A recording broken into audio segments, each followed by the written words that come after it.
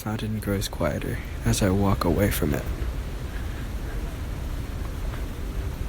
I can hear people walking to my left.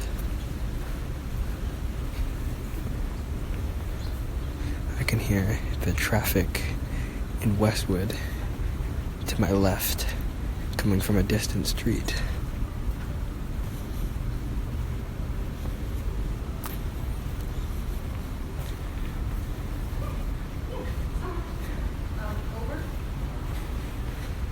I can hear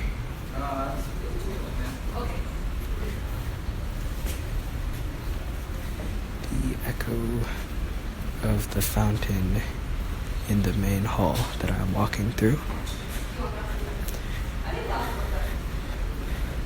I can hear voices that I cannot make out that echo off the walls of this hall that I'm walking through.